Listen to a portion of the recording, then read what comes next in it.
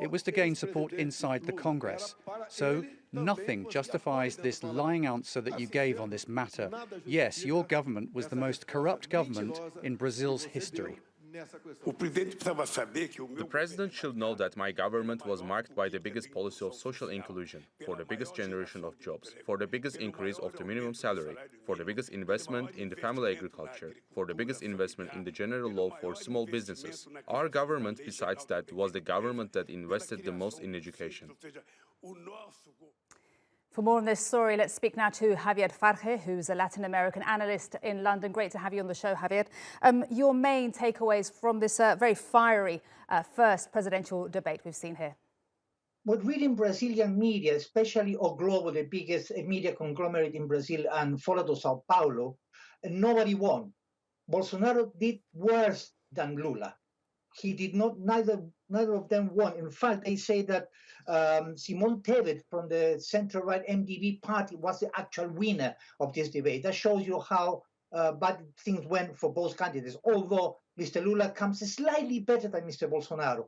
As said in your introduction, rightly so, Bolsonaro accused Lula of being have presided the most corrupt government in Brazil, which is actually is not accurate, whereas Lula defended his record on social inclusion. What we highlight on this issue is, first of all, that Mr. Bolsonaro did not get any favors from the media because he made a misogynistic, insulting comment to a journalist who questioned him for the inefficiency in the vaccination against COVID. Vera Magalhães, the journalist from O Globo, questioned him, and he accused her of being ashamed for Brazilian journalism, something that didn't go down well among the media organizations in Brazil. So there's been a big fight, and it's so polarized that there was even a fist fight between two members of two different teams outside the debate. So it was really, really a very testing sort of debate. Indeed. Now, how easily, and this is such a big, important question, Javier, how easily will Bolsonaro give up power if he loses? He has already been talking about not giving back up power if he loses, because like Trump did at his time in the United States, he says that if he doesn't win, it's because there was fraud.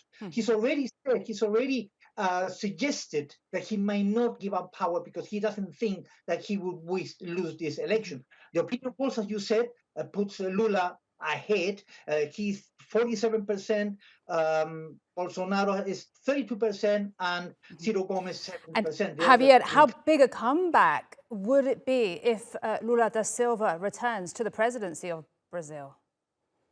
Well, Lula da Silva's the accusation against Lula da Silva of corruption was overturned. So you have to understand that it's important to understand this, because the Brazilian people have accepted the idea that Lula was not directly involved in corruption. That's important. That probably has given him the advantage in the opinion polls. In relation to going back to government, we mustn't forget that it is true that during his government, there was economic growth. At the same time, there was social inclusion. And he's also promised to protect the Amazon, which is something that Bolsonaro hasn't done during his government. All these elements are very important, because we mustn't forget that he represents the Workers' Party, which has never been very concerned about the Amazon. Now, the fact that he's already talking about the Amazon has given him an advantage towards Bolsonaro, who's been perceived, rightly so, of having not only abandoned the Amazon, but also allowed the cutting of trees and deforestation in order to promote private businesses. Okay. So in this, although the opinion polls, the advantage that Lula has over Bolsonaro is narrowing, he still has a serious advantage.